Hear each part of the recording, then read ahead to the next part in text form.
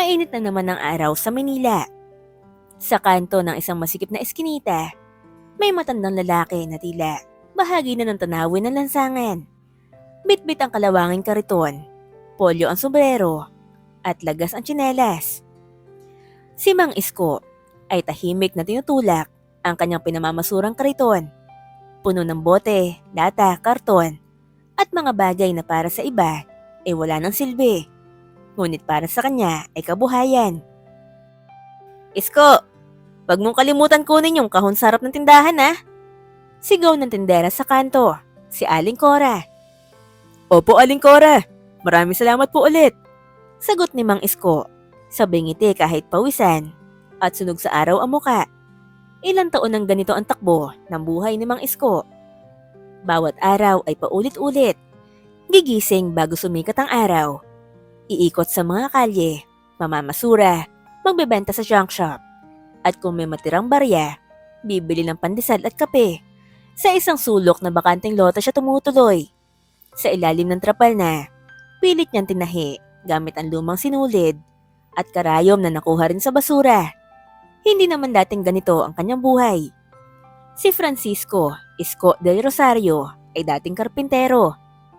May talino sa pagguhit ng plano, may sipag sa bawat pako at tabla. Noon, sa maliit na paupahan sa tondo, masaya ang kanyang pamilya.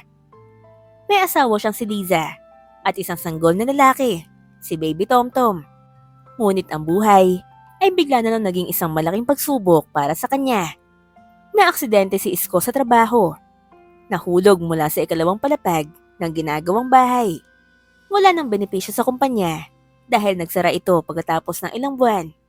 Hindi na siya muling nakahanap ng permanenteng trabaho. At kasabay ng kanyang panghihina ay ang paglalamig ng loob ng kanyang asawa. Hindi ako pumasok sa relasyon na ganito, Isko. Sigaw noon ni Liza habang kinukumpuni ni Isko ang sira nilang gripo. Hindi ko na kaya ang ganitong kahirapan. Hindi kita kayang alagaan habang naghihintay ka ng awa mula sa gobyerno. Ilang araw lang matapos ang pagtatalo nilang yon, umalis si Liza. Wala man lang paalam. Iniwan siyang sugatan sa katawan at sa puso. Kasunod noon, nandapuan ng pulmonya si Tomtom, ang kanilang anak, ay hindi na niya nailigtas pa ito. 2 linggo lang sa ospital at ubos na ang naipon nilang pera. Pati ang gintong hikaw ng kanyang ina ay naisanla na. Simula noon, wala nang babalikan si Isko. Hindi na siya muling lumaban para sa sarili. Sa halip, nagpalaboy-laboy siya. Sumubok mamuhay sa gilid ng lipunan. Ngunit kahit sa gitna ng dumi at hirap, pinili pa rin niya maging mabuting tao. Hindi siya nagnanakaw. Hindi siya nanlilimos ng agresibo. Basta't makakain at makatulog, ayos na siya. Manong Isko, gusto mo ng malamig na tubig? Tanong ng batang si B-Boy, anak ni Aling Cora. Salamat iho, napakabait mo talaga. Tugon niya habang tinanggap ang plastik nilang baso. Kahit madalas siyang matawag na baliw o walang silbi ng ilang mga bata at matandang tambay, hindi niya ito pinapatulan. Kahit ang ibang tao pa ang nakakakita sa kanya. Sa halip na awa, ay tinatawanan at pinag-uusapan siya sa likod niya. Gayunpaman, alam niya ang halaga ng katahimikan. At alam din niyang walang maidudulot na maganda ang maging bayolente. Tuwing hapon, pagod at amoy araw, nag-uuwi si Isko ng kinita niyang barya. Minsan 70 pesos, minsan 45 lang. Pero sa isang araw ng kanyang pamamasura, isang araw na tulad ng dati, may bagay siyang matatagpuan na magpapabago sa lahat. Ngunit sa ngayon, humahangos pa rin siya sa ilalim ng araw. Ang hangin ay tuyo, ang kalye ay maalikabok, at ang langit ay kulay abo. Tumingala si Mang Isko. Panginoon, kung may plano ka pa sa akin, sana wag na magtagal. Sana matagpuan ko na ang tunay na silbi ko pa rito sa mundo. Ngunit ang sagot ay hindi dumating sa anyo ng tinig. Bagkus, ito ay nasa loob ng isang itim na leather bag na itinapon sa gilid ng isang basurahan sa Binondo. Hindi pa niya alam. Ngunit yon ang magiging simula ng pagbabago sa buhay niya. Araw ng Miyerkules, tanghaling tapat at lalong masalimuot ang amoy sa lansangan. Dumaan si Mang Isko sa kahabaan ng Tomas Pinpin Street sa Binondo, isang lugar na madalas tapunan ng mga lumang kagamitan. Dito siya umaasa tuwing katapusan ng buwan, kung kailan naglilinis ang ilang tindahan ng kanilang mga bodega. Habang abala siya sa paglalagay ng mga sirang bentilador at sirang payong sa kanyang kariton, may napansin siyang bagay na kakaiba. Sa tapat ng lumang butika, may isang itim na leather bag na nakapatong lang sa ibabaw ng basurahan. Hindi ito kalakihan, pero halatang mamahalin ang pagkakagawa. May bordang letra sa gilid at makintab pa rin ang zipper. Bulong ni Mang Isko habang nilalapitan ang bag. Sayang naman kung basta iiwan lang to. Maingat niyang binuksan ang zipper. Baka kasi may lamang maduduming diaper o tirang pagkain. Pero laking gulat niya nang mapansing may lamang sobre, ilan lukot na papel, at isang makapal na envelope na nakasilid pa sa plastic sleeve. Teka, hindi to basta sulat. Bulong niya habang marahang hinugot ang envelope. Binalot siya ng kaba. Hindi na siya bago sa mga kwento ng pinagbabawal na gamot sa bag o perang may kasamang sumpa. Ngunit tila iba ito. May kakaibang pakiramdam. Parang binubulong ng puso niya na buksan mo ang bag. Kaya sinilid niya ito agad sa ilalim ng lumang banig sa kariton. Saka muling tinulak ang kanyang sasakyan, pauwi ng kanyang pwesto. Gabi na nang dumating siya sa bakanting lote sa dulo ng isang eskinita. Inilatag niya ang karton na kinolekta mula sa bakery, nagsindi ng kandila at naupo sa tabi ng kanyang lumang bag kung saan nakasilid dito ang kasaysayan niya. Dahan-dahan niyang nilabas ang sobre at binasa ang sulat. Ang tinta ay bahagyang kumupas, ngunit mababasa pa rin naman. Sa makakakita nito, ako si Felisa L. Manlapaz, anak ng yumaong si Don Roberto Manlapas ng Quezon Province.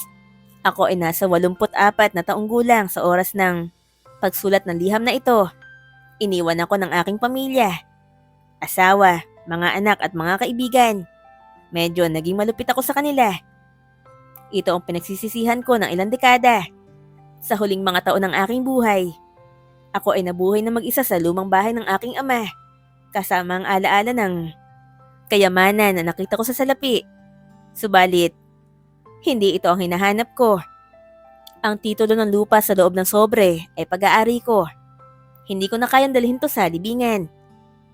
Kaya't kung sino man ang makakatagpo nito, sana ay isa kang taong may malinis na puso. Ang lupa ay sa iyo na. Walang kasamang sumpa kundi isang pagkakataon para magsimula. Sa mundong puno ng kasakiman, ibinibigay ko ito bilang alay ng pag-asa. Felisa. Napabuntong hininga si Mang Isko. Hindi agad siya makagalaw.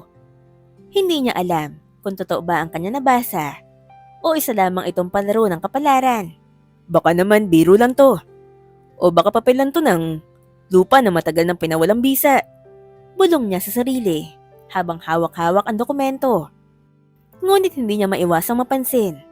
May red ribbon ang titulo. May selyo pa ng Register of Deeds. Hindi ito mukhang peke. Naisip niyang dalhin ito kina Aling Cora kinabukasan. Baka kilala nila ang Manlapaz o may kakilala silang abogado. Ngunit bago siya pumikit sa kanyang banig, matagal siya nakatingala sa langit. Felisa, bulong niya. Ikaw rin pala. Iniwan. Sana narinig nila ang paghingi mo ng tawad. Sana sa huling sandali ng buhay mo, nakamit mo ang kapayapaan sa isip, sa puso at sa iyong katawan. Kinabukasan, nagpunta si Mang Isko sa simbahan ng San Lorenzo. Dito niya nakilala ang isang volunteer lawyer na tumutulong sa mga walang kakayahang legal.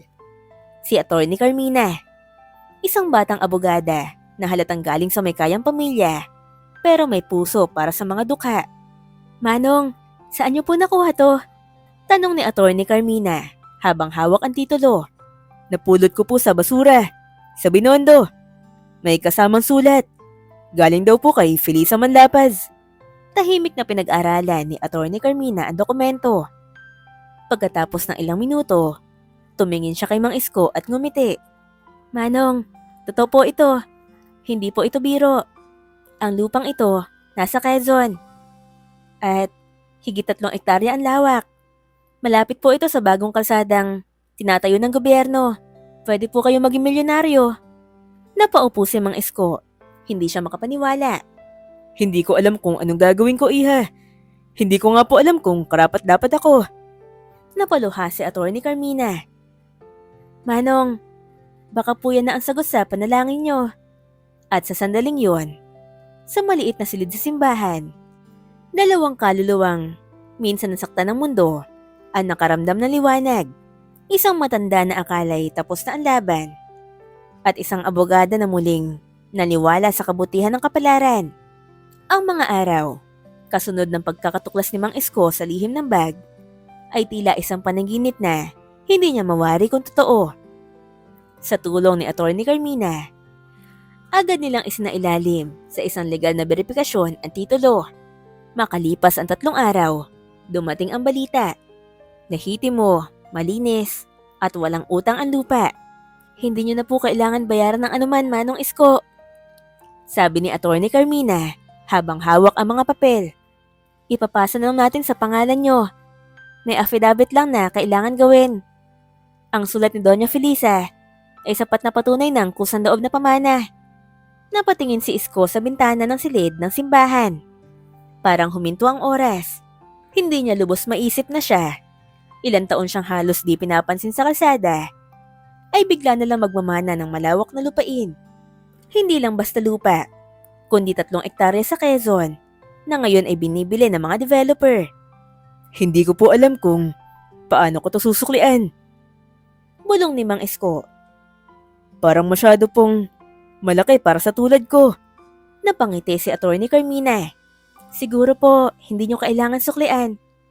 Sa halip, ipasa nyo na lang po ang kabutihan.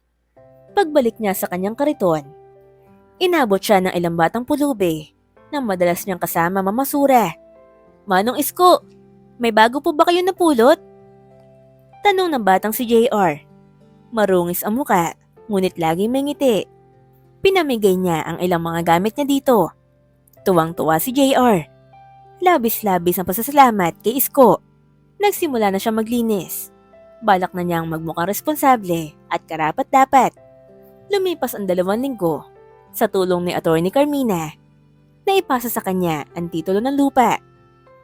Sa parehong panahong yon, isang real estate agent ang nag-alok ng higit 2 milyong piso para sa kalahati ng lupang yon. Manong Isko, ani Carmina sa meeting nila, kung tatanggapin niyo ang alok, maaari po kayo magpatayo ng bahay, magbukas ng negosyo, o kahit lumipat sa mas maayos na lugar. Pwede ko rin ba silang maisama? Tanong niya sabay turo kina JR, B-boy at 2 batang pulubi na nag-aabang sa labas ng simbahan. Ang alin po? Nagtatakang tanong ni Carmina. Yung mga batang yan. Gusto ko sanang kung may babaguhin ako sa buhay ko. Sana hindi lang ako makinabang. Sana sila rin. Napangiti si Carmina. Ang totoo. Yan po ang pinakamagandang sagot na narinig ko mula sa sino man. 3 buwan ang lumipas. Sa isang bakanteng lote malapit sa sentro ng lungsod, may maliit na gusaling gawa sa semento at yero.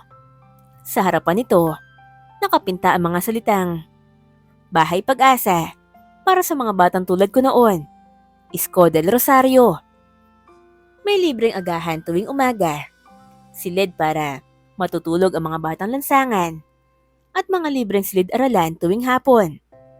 Si Mang Isko mismo ang natuturo. Minsan, hindi ng karaniwang leksyon, kundi ng mga aral ng buhay. Mga anak, sabi niya sa mga bata habang hawak ang lumang bag na pinagmulan ng lahat. Minsan may mga bagay tayong mapupulot na akala natin basura lang. Pero hindi natin alam, ito pala ang magpapabago sa buong buhay natin. Sa huling bahagi ng sulat ni Doña Felisa, sa binabasa ni Isko tuwing gabi bago matulog, nakasulat ang mga salitang, ang kayamanang hindi napakinabangan ay hindi kayamanan. Ang kabutihan lang ang tunay na yaman. At sa simpleng kama, sa ilalim ng bubong na hindi natagpi-tagbi, natutulog na si Mang Isko. Hindi na bilang pulubi, kundi bilang taong minahal na pagkakataon at pumiling ibahagi ito sa iba. Hindi nagtagal, Napansin ng media ang ginawang proyekto ni Mang Isko. Isang lokal na mamamahayag ang dumaan sa bagong tayong Bahay Pag-asa at natuwa sa kwento. Agad siyang kinuhanan ng retrato habang nagtuturo sa mga bata at kinapanayam sa harap ng bagong gusali. Sir Isko, bungad ng reporter. Totoo po bang dati kayong pulubi na napulot lang ang kayamanan niyo sa basura? Ngumiti si Mang Isko at sumagot siya. Totoo po, pero hindi pera ang totoo ko napulot, kundi pagkakataong mabuhay muli at itama ang mga maling pananaw ko noon sa sarili ko. Agad naging viral ang video niya. Lumikha ito ng ingay sa social media. May mga nagpadala ng tulong. May mga gustong mag-donate. Pero gaya ng inaasahan, may ilan naglabas ang mapagsamantala. Isang lalaki na nagpakilalang abogado ang lumapit sa kanya. Sinubukan nitong kunin ang titulo ng lupa. Pero kasama ni Isko si Atty. Carmina. Inilaban nila ito sa korte. At sila Isko at Atty. Carmina ang nagwagi. Isang taon matapos niyang matagpuan ng bag, malaki na ang pinagbago ng buhay ni Mang Isko. Hindi dahil sa yaman, kundi dahil sa pagbabagong loob. May sariling tahanan na siya sa gilid ng community center. May simpleng hardin kung saan siya nagtatanim ng gulay. Araw-araw, bumibisita ang mga bata. At tuwing linggo, isinasama niya sila sa misa. Palagi-laging dumandalaw si Isko sa puntod ni Doña Felisa. May dala siyang bulaklak at binubulungan ang Doña. Maraming salamat, Doña Felisa. Hindi mo lang ako tinulungan. Tinuruan mo rin akong mabuhay muli. Ngayon, si Mang Isko ay hindi na lang basta pangalan. Sa mga kwento ng mga batang, iniligtas niya sa kalye. Sa mga paslit na natutong mangarap sa ilalim ng kanyang aruga. At sa mga kaluluwang nabuhay ng loob dahil sa kanya. Isa na siyang halimbawa ng pagbabagong posible sa kahit sinong pinili ng lipunan na tawaging wala. At ang lumang bag na pinagmulan ng lahat, nasa loob ng isang maliit na glass case sa gitna ng community library. May karatulang nakasabit. Ang basurang ito ang nagpakita sa akin ng tunay na yaman, pananampalataya, pag-asa at pagbabago. Francisco del Rosario. At doon na nga natatapos ang ating kwento. Nagustuhan niyo ba ang ating kwento? Anong masasabi niyo sa kwento ng buhay ni Manong Isko? May mga aral ba kayong napulot? I-comment niyo naman kung taga saan kayo para malaman natin kung saan namabot ang video na ito. Huwag kalimutan mag-like, mag-comment at mag-subscribe para updated kayo sa paparating pa nating mga video. Hanggang sa muli nating pagsasama, ito ang Dear Phenoms.